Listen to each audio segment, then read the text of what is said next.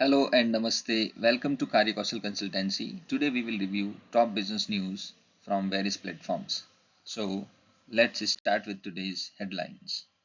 Jio Financial Services has acquired nearly 8 crore equity share of Jio Payment Banks from the State Bank of India for rupees 104.54 crore.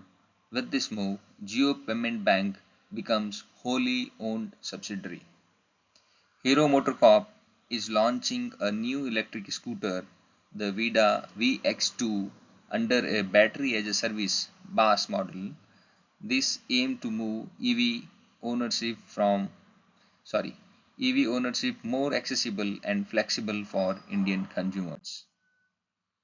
Abbott India has entered a strategic distribution agreement with MSD Pharmaceuticals to expand access to oral anti-diabetes medications in India. Abbott will leverage its distribution network to promote MSD's sitagliptin-based products. Zydus Lifesciences completed US FDA inspection at its oncology injectable facility in Ahmedabad. The inspection ended with two observations, but none related to data integrity. Aavas Financiaries plan to raise 200 crore through a private placement of non-convertible debentures, signaling a push for capital infusion. आइए बात कर लेते हैं अभी जियो financial services से related जो news है उसको थोड़ा सा डिटेल में हम देख लेते हैं क्या है न्यूज़। तो क्या हुआ है अभी, जियो फिनेंशियल सर्विसेज जो है JFSL वो एक नॉन बैंकिंग फिनेंशियल आर्म है रिलायंस इंडस्ट्रीज का। ओके, अभी उन्होंने उनका जो एक पेमेंट बैंक है जियो पेमेंट बैंक लिमिटेड, उसमें 7.9 करोड़ इक्विटी शेयर्स उन्होंने खरीदे हैं from state bank of India. ठीक है, और उस ट्रांजैक्शन की टोटल वैल्यू जो है वो है 104.54 करोड़, मतलब 105 करोड़ रुपए लमसम। और ये जो ट्रांजैक्शंस है ये अभी कल 18 जून को फाइनलाइज हुआ है। इसके लिए अप्रूवल जो है RBI की साइड से पहले ही मिल गया था। इस डील से पहले जो है वो जियो फिनेंशियल सर्विसेज के पास 82.17% स्टेक था और जो बाकी का 17.8% स्टेक वो SBI के पास था। अभी उन्होंने वो भी पूरा का पूरा खरीद लिया है, तो अभी 100% इसका जो कंट्रोल है वो पूरा का पूरा जियो फिनेंशियल सर्विसेज के पास आ गया है। ठीक है, अच्छा इसमें क्या है सिग्निफिकेंट स्ट्रेटेजिक कंट्रोल अगर हम देखें तो, क्योंकि पूरा का पूरा ओनरशिप इनके पास आ गया है अभी, तो ये हर एक मूव जो है बहुत ही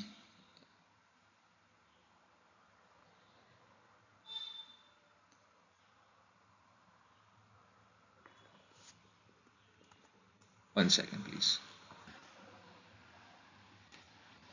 अच्छा, इसका अभी सिग्निफिकेंस देख लेते हैं क्या है। स्ट्रेटेजिक कंट्रोल जो है अभी पूरा का पूरा JFSL के पास हो जाएगा, जियो फिनेंशियल सर्विसेज के पास। और ये डिजिटल बैंकिंग प्लेटफॉर्म में बहुत ही वैसे अच्छा कर रहा है और अभी और भी उसमें बहुत न्यू स्कीम्स और ये लेके आएगा जो कि can give very strong fight to the another payment banks like Airtel payment banks, Paytm payment banks, Indian this post payment banks. So ऐसा करके ये it will give you good result most probably. Second, इसका growth भी उन्होंने बहुत ही rapidly achieve किया है, almost tripling की साइड से उन्होंने ग्रोथ रेट अचीव किया। अभी उनके पास 23 लाख कस्टमर्स हैं और उन सभी का अगर डिपॉजिट्स मिलाए तो 295 करोड़ का एज ऑन मार्च 2025 तक उनके पास डिपॉजिट्स है इन कस्टमर के थ्रू।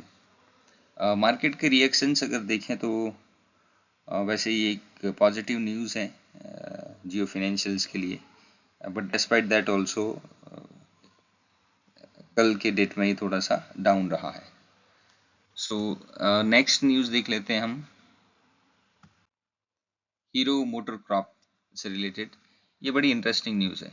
अभी अपकमिंग जो हमारी इकोनॉमी है उसमें जो टू व्हीलर सेगमेंट है उसमें बहुत बड़ा मूवमेंट ये कर सकती है। आपको पता है कि अभी सारे के सारे टू व्हीलर्स काफ़ी महंगे हो चुके हैं।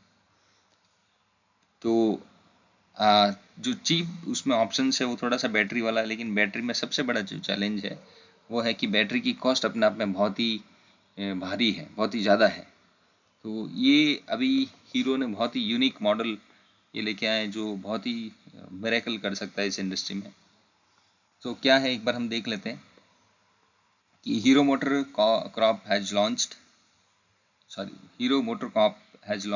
वीडा VX2 नाम का एक मॉडल इन्होंने इंट्रोड्यूस किया है, जो जुलाई 1 25 से मतलब ये लॉन्च हो जाएगा। एंड है क्या ये एक बैटरी एज ए सर्विस बास इनका एक मॉडल है, उस मॉडल में ये लॉन्च कर रहे हैं इसको। ये मॉडल को हम एक बार थोड़ा सा समझ लेते हैं क्या है ये model. So this model is like, instead of buying the battery outreach,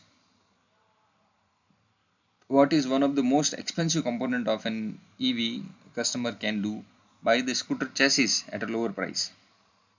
मतलब बैटरी की स्कूटर की आप चैसिस मतलब बॉडी खरीद लीजिए पूरी, उसका पैसा दे दीजिए कंपनी को, और जो बैटरी है उसमें उस बैटरी का आप सब्सक्रिप्शन ले लीजिए। सब्सक्रिप्शन कैसे है, डेली, मंथली या जैसे आप यूज़ करें उसके, उसमें बहुत सारे मॉडल्स इंट्रोड्यूस कर देंगे। तो जितना आप जैसे यूज़ कर रहे हैं उसके अकॉर्डिंगली आप पे कर सकते हैं। इसको एग्जांपल के थ्रू अगर हम देखें तो जैसे सपोज किसी अदर पर्सन की एसेट्स है और हम उसको यूज़ करते हैं, तो हम उसका कुछ पेमेंट करते हैं। जैसे हमने अगर कोई दुकान ले रखी है किराए पे, तो हम उनकी प्रॉपर्टी है, जो पर्सन जो ओन करता है उसकी प्रॉपर्टी को हम एज ए यूज़ करते हैं हमारे अपने बेनिफिट्स के लिए, तो हम उसको एक रेंट उसमें देते हैं। वैसे ही ये जो बैटरी रहेगी वो जो हीरो है, हीरो कंपनी का एसेट रहेगी, हम सिर्फ उसको यूज़ करने का पैसा देंगे।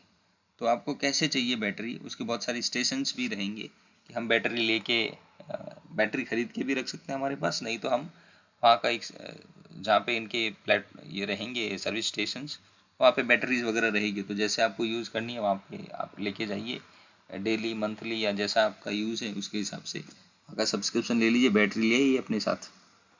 ऐसा करके ये मॉडल अभी इंट्रोड्यूस कर रहे हैं। उससे होगा क्या, एक तो कि ईवी मार्केट में जो सबसे बड़ी कॉस्ट है बैटरी की, उसको वो ये पूरा का पूरा कट डाउन कर देंगे। तो ईवी जो व्हीकल है वो अपने आप में बहुत ही अफोर्डेबल बन जाएगा। दूसरा है कि फ्लेक्सिबिलिटी मिलेगी, आपको जैसे जैसे यूज़ करना है वैसे वैसे पेमेंट कीजिए। तीसरा ये कन्वीनियंस एंड कंज्यूमर के लिए बहुत बड़ा कन्वीनियंट हो जाएगा। बैटरी आप रखना चाहे तो रखिए, रिप्लेस करना तो रिप्लेस कर लीजिए, और आपको बैटरी से लेके कोई मतलब परेशानी नहीं रहेगी। नहीं तो क्या होता है कि 7-8 साल की सपोज बैटरी की वारंटी है, तो उसके बाद वो बैटरी एकदम ये हो जाती है, मतलब वापस किसी काम की नहीं, आपको 7-8 साल के बाद फिर से नया बैटरी लेना पड़ेगा। तो ये लाइफ टाइम के लिए झंझट ही खत्म। आपको जैसे जैसे बैटरी यूज़ करनी है वैसे वैसे लीजिए, और आपके पास जो बॉडी है, जो चैसिस है, चैसिस खरीद के आप रख सकते हैं, उसको जैसे जैसे चाहिए वैसे यूज़ कर सकते हैं। इसको सपोर्ट करने के लिए उनके पास अभी रफली 3600 प्लस चार्जिंग स्टेशंस उन्होंने बनाए हैं, और 500 प्लस सर्विस पॉइंट्स ये रखेंगे। 100 प्लस सिटीज़ में ये सभी सर्विस पॉइंट्स उनके रहेंगे। तो ये एक ही बहुत ही यूनिक एंड बहुत ही शानदार प्रपोजल है इनका, जो कि जो बिगेस्ट कॉस्ट होती है एक बैटरी बेस्ड गाड़ी में, उसको ये एकदम अफोर्डेबल बना देंगे, और ये बहुत ही शानदार तरीके से फाइट कर पाएंगे एथर, बजाज और टीवीएस, इनकी भी जो कि ईवी सेगमेंट में अभी टॉप पे चल रहे हैं। तो अगर ये मॉडल सक्सेसफुल होता है then hero will do extremely well. और सेकंड, हीरो के पास पहले से कस्टमर बेस जो है बहुत स्ट्रांग है। मोस्टली हीरो जो है टू व्हीलर सेगमेंट में इट्स मार्केट लीडर, और अभी इस तरह का अगर मॉडल लेके आए हैं, ये अगर चल गया तो he'll do extremely well in the upcoming days। Next about India and MSD का न्यूज़ देख लेते हैं। तो अबाउट इंडिया एंड MSD ये दोनों की दोनों फार्मास्यूटिकल कंपनीज हैं। अभी MSD pharmaceuticals and about India में एक एग्रीमेंट साइन हुआ है। MSD आपको मैं बता दूं कि ये मर्क एंड कंपनी का एक इंडियन सब्सिडरी आर्म है। तो इन्होंने एक डिस्ट्रीब्यूशन अग्रीमेंट साइन किया है। उसमें ऐसा है कि जो MSD फार्मास्यूटिकल्स हैं उनके पास डायबिटीज़ की एक दवाई है जो कि सीताक्लिप्टिक बेस्ड डायबिटिक मेडिकेशन है। इसमें उनके पास 3 तरह के मेडिसिन हैं, जानुविया, जानुमैट XR, ये 3 तरह के मेडिसिन है। और ये जो है वो DPP-4 इनिबिटर बेस्ड मेडिसिन है जो कि टाइप 2 डायबिटीज़ में बहुत ही अच्छा रिजल्ट दे रहे हैं। ये 2008 में इंट्रोड्यूस हुआ था और इनका जो पेटेंट है वो 2022 में एक्सपायर हो चुका है वैसे, but after that also MSD अभी भी बहुत बड़ा इस मार्केट शेयर उसमें लेके बैठा है।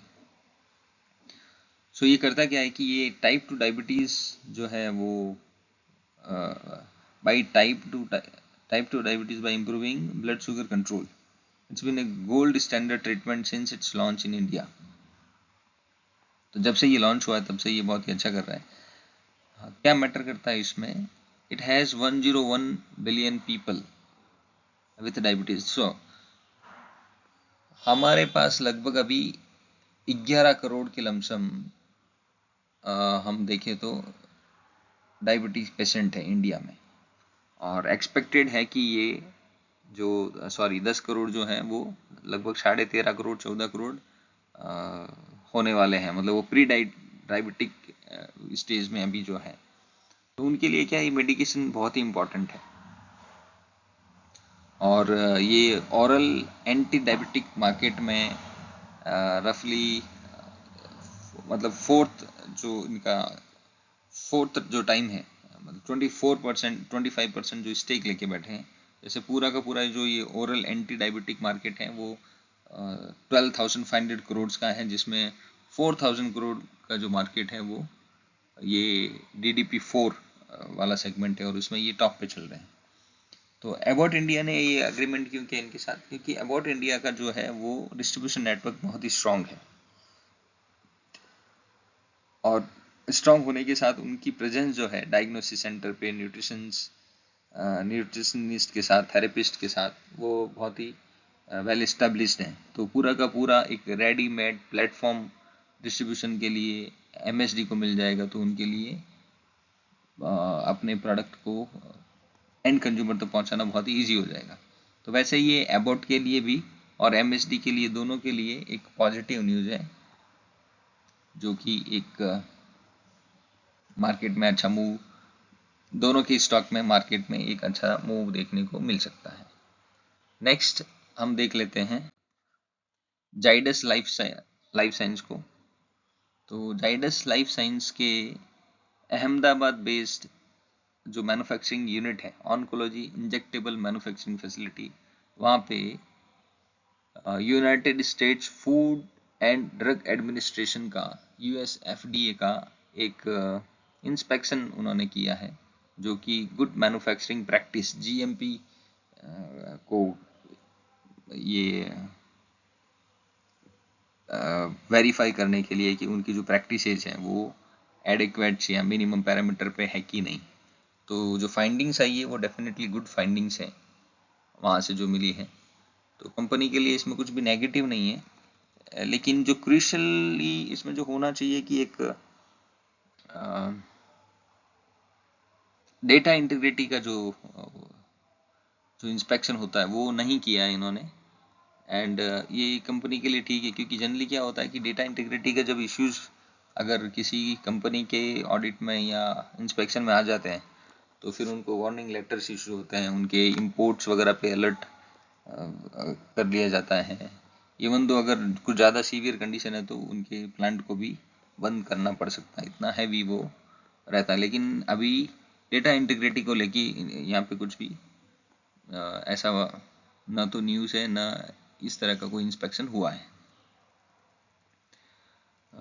तो बाकी की जो फाइंडिंग्स है वो सारे के सारे गुड फाइंडिंग्स FDA ने वहाँ पे रजिस्टर किए हैं, तो इसकी वजह से कंपनी के फेवर में ही है ये।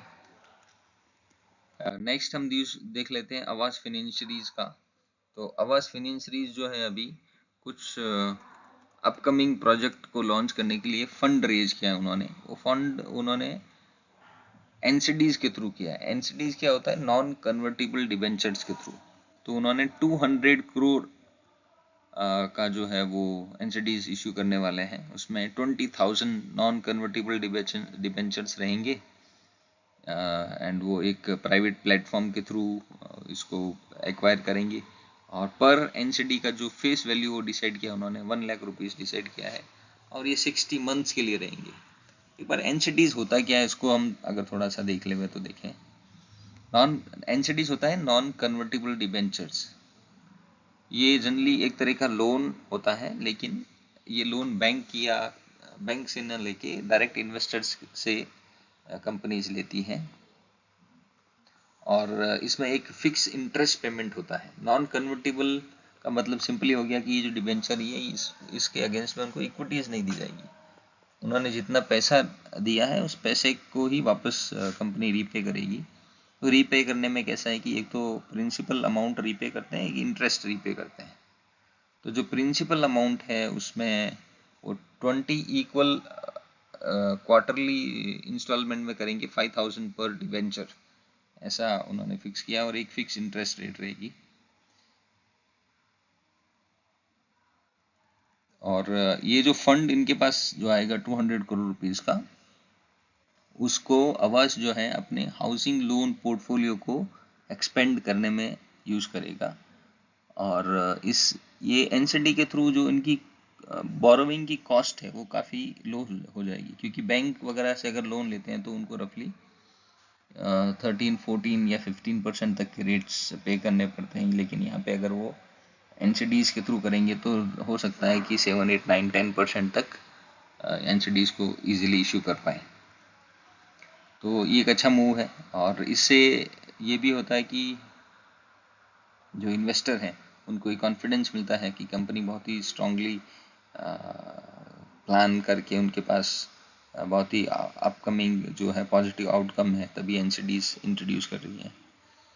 और अफोर्डेबल हाउसिंग का जो है वो इनका फोकस है आवास का, जिसमें सेमी अर्बन और रूरल इंडिया में ये कुछ प्रोजेक्ट्स लॉन्च कर रहे हैं।